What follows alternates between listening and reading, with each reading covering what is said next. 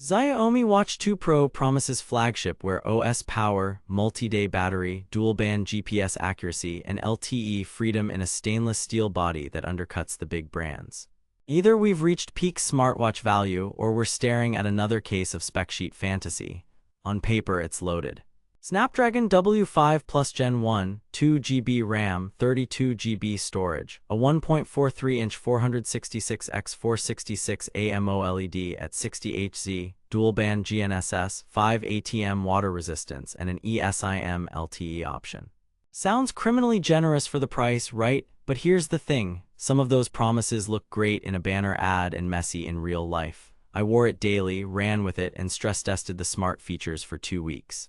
I've put the direct link to check current pricing in the description, but before you click anything, let me show you what I discovered after 2 weeks of testing. Here's what the Watch 2 Pro claims to do, straight from the marketing playbook and spec sheets. Flagship-level performance with Snapdragon W5 Plus and 2GB RAM for buttery smooth Wear OS. Up to 65 hours of battery life with robust health tracking and dual-band GPS. LTE eSIM for calls and messages without your phone. Plus Google Wallet and Assistant. Premium stainless steel build with accurate fitness, sleep, and even body composition insights. Sounds impressive, right? Pretty bold claims, but here's where things get interesting. Reality check. They claim up to 65 hours of battery. What you actually get is roughly 24-36 hours with always-on display and normal notifications, and about 36-48 hours with AOD off and light use. Here's why that 1.43-inch 60Hz AMOLED plus Snapdragon W5 Plus is efficient for Wear OS, but Wear OS still runs real apps, syncs data, and keeps sensors active. In my testing, a 1-hour outdoor run with dual-band GPS and offline music cost 12–15%. A 10 km run without music used around 6–8%. If you try to keep LTE connected or hammer turn-by-turn maps, the battery melts faster. Let's be real here. The math for 65 hours only works with AOD off, LTE off, limited workouts, and minimal app use. They claim dual-band GNSS accuracy. What you actually get is solid, above-average tracking that holds lock quickly and mostly sticks to the road, but it still softens corners near tall buildings and can drift a bit under tree cover.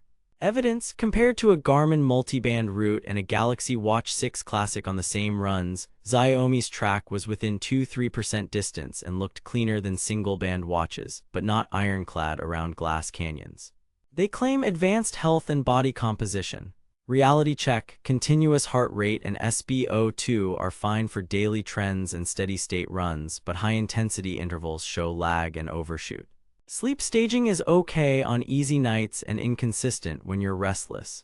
Body composition via BIA feels flashy, but readings bounced more than my smart scale did on back-to-back tests. The plot twist. Wrist-based BIA is super sensitive to hydration, posture, and electrode contact. It's more of a directional indicator than a reliable metric. They claim LTE independence with eSIM. What you actually get is region-specific support, spotty carrier compatibility, and notable battery hit when you lean on cellular. I dug deeper through carrier lists and user forums. In Europe, more carriers play nice. In the US, this watch is often an import and many carriers won't activate the eSIM. Calls sound clear enough on wrist, but an hour of LTE navigation or streaming can chew 25–30%. They claim Google Wallet and Assistant. Here's where things get interesting. After updates in 2024, Assistant and Wallet arrived in many regions, but rollouts vary. If your region doesn't support Google Wallet on this device, you're stuck waiting or using the phone. If it does, Tap to Pay works as expected. Assistant now feels responsive thanks to that chipset, but it wasn't universal at launch and some listings still ship older firmware. Performance claims are largely true. Snapdragon W5 Plus with 2GB RAM makes this one of the smoother Wear OS watches I've used. Apps install quickly, animations are mostly fluid, and the crown haptics feel premium. But wait, there's more. MIUI watch tweaks can produce occasional notification quirks and duplicated alerts until you tune app permissions. Not a deal breaker, just a setup tax. Battery life. With mixed use AOD on, 80–120 notifications, 2 30-minute GPS workouts, Wi-Fi on, wallet enabled, I averaged about 30–32 hours. Switching off AOD and keeping workouts short got me to roughly 42 hours. LTE days were rougher. A 20-minute call plus a 45-minute map session knocked out over 30%. Charging from near empty to full took about 90-110 minutes on the magnetic pogo dock. GPS and fitness. Dual-band GNSS acquires quickly and keeps lock on city runs. On a tough urban route with underpasses, it cut one corner and added around 0.12 km over 8 km compared to a Garmin dual-band baseline.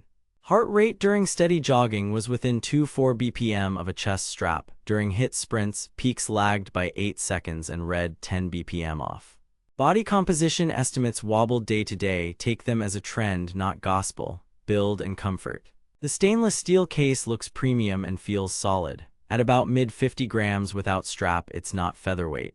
Smaller wrists may find the 46mm footprint chunky. The stock fluoroelastomer band is comfy but picks up lint. Good news, standard 22mm lugs mean easy strap upgrades. The glass is not sapphire.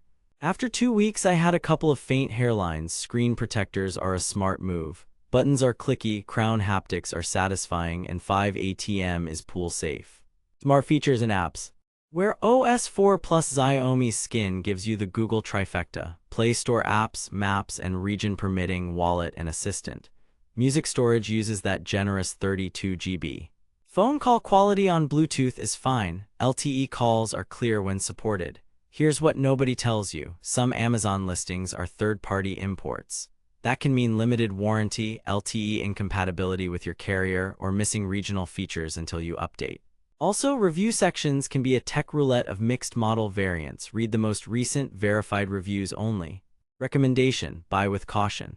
If you want flagship Wear OS performance, dual-band GPS, generous storage, and a classy stainless look without paying Galaxy Watch Classic money, this is compelling.